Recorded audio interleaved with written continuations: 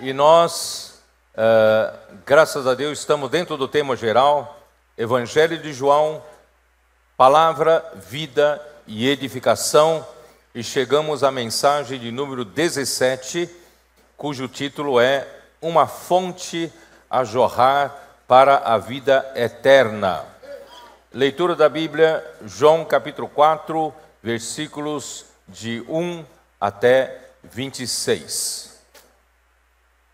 Na primeira mensagem, aqui na conferência em Foz do Iguaçu, nós havíamos comentado sobre, ainda voltando um pouco para o tema da mensagem 13, a casa, o zelo da casa de Deus. Nosso Senhor Jesus, Ele foi encarregado por Deus para a edificação da igreja.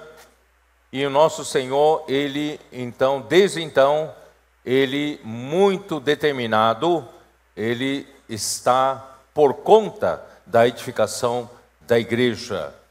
E Ele é responsável pela casa de Deus.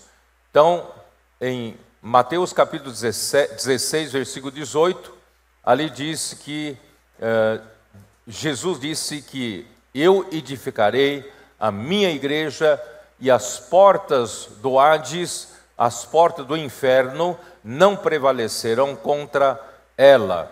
Desde então, nosso Senhor, Ele tem se dedicado pela casa de Deus. Essa foi a responsabilidade que lhe foi entregue. Portanto, mesmo depois dele ter se ressuscitado, e ele recomendou à igreja, aos discípulos, no final do livro de Mateus 28, ele disse aos discípulos: toda a autoridade me foi dada no céu e na terra, no versículo 18, e versículo 19 diz: ide, portanto, fazei discípulos de todas as nações, batizando-os em nome do Pai, do Filho e do Espírito Santo.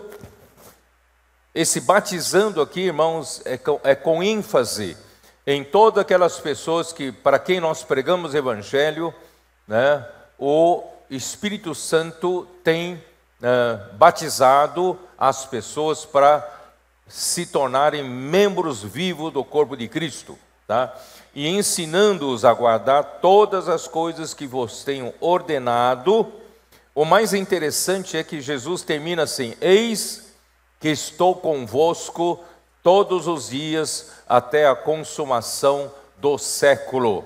De um lado, nosso Senhor Jesus está assentado à direita de Deus, como diz em Marcos 16. Vamos ver também Marcos 16, no final do Evangelho de Marcos, versículo 15 diz assim: e disse-lhes: ide por todo o mundo e pregai o Evangelho a toda criatura,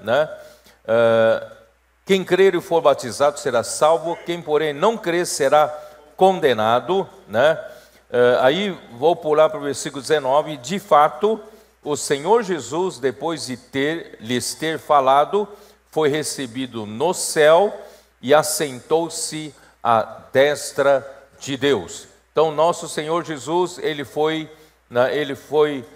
elevado por Deus o Pai e colocou a mão direita de Deus acima de toda autoridade, todo principado e potestade, domínio, poder e de todo nome que se possa referir. Ele está acima. De um lado, ele está sentado, a cabeça da igreja está lá no céu, à direita de Deus. Mas por outro lado, versículo 20, e eles, quem? Eles da igreja. E eles, tendo partido, pregaram em toda parte, cooperando com eles o Senhor e confirmando a palavra por meio de sinais e que se seguiam. Então, de um lado, nosso Senhor, ele foi entronizado, ele está sentado no céu, à direita de Deus, mas por outro lado, ele ainda tem uma missão não acabada. Ele precisa ele precisa terminar sua missão, que é a edificação do corpo de Cristo, a edificação da igreja. Por isso, irmãos, ele nos encarrega a pregarmos o evangelho, para que ele possa, cooperando conosco, confirmando a sua palavra através de sinais que seguem a igreja. Portanto, irmãos, nosso Senhor, ele é determinado, ele ama a casa de Deus, ele precisa terminar a responsabilidade que Deus lhe deu.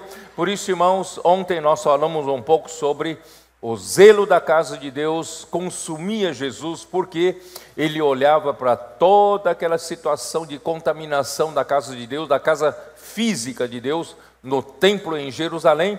Estavam cheios de cambistas, cheios dos que vendiam animais, né? Estavam ali fazendo, né, negócios na casa de Deus. Então, irmãos, ontem nós, né, nós fizemos um comentário rápido para vocês entenderem o que o Senhor Jesus está preocupado, né? E no tempo de Jesus, realmente nós vimos ontem que os principais sacerdotes, que deveriam ser os primeiros a darem exemplo de servir o Senhor com coração puro e limpo, pelo contrário, eles tornaram a casa de Deus um lugar de negócios, um lugar para desenvolver a sua própria estrutura de poder e sua própria estrutura para gerar lucros por interesse pessoal. Por isso, irmãos, quando o Senhor Jesus veio aqui na terra pregando o evangelho do reino,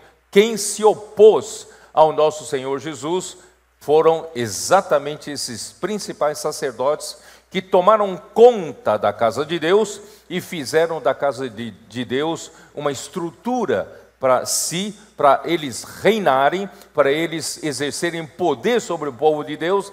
Irmãos, hoje pode não ser diferente também, irmãos, na igreja. Durante 2000 anos da história da igreja, nós temos visto o homem sempre preocupado em galgar posições, né, lutando pelo poder, ambição em adquirir mais status, mais privilégios, irmãos, conquistando popularidade, conquistando, né, glória para si. Irmãos, é isso que tem acontecido também, irmãos, na história da igreja. A igreja é corpo de Cristo, a igreja deveria ser encabeçada por Cristo. Infelizmente, os homens tomaram conta da casa de Deus de uma forma religiosa e acabaram fazendo da casa de Deus uma estrutura para benefício próprio. Irmãos, isso, Deus então, através de Cristo, Ele quer fazer uma limpeza na igreja. Ele quer que a igreja volte a ser uma igreja pura, uma igreja que luta apenas pela edificação do corpo, não tem interesse próprio. Por isso, irmãos, ontem eu falei, nós precisamos, já que nós ganhamos a visão da igreja, de que nós somos membros vivos do corpo de Cristo, a partir desse momento, irmão, nós precisamos ter realidade do corpo, isto é, vamos nos encher, né, da realidade que é Cristo, através, irmão, de inculcar a palavra em nossos corações.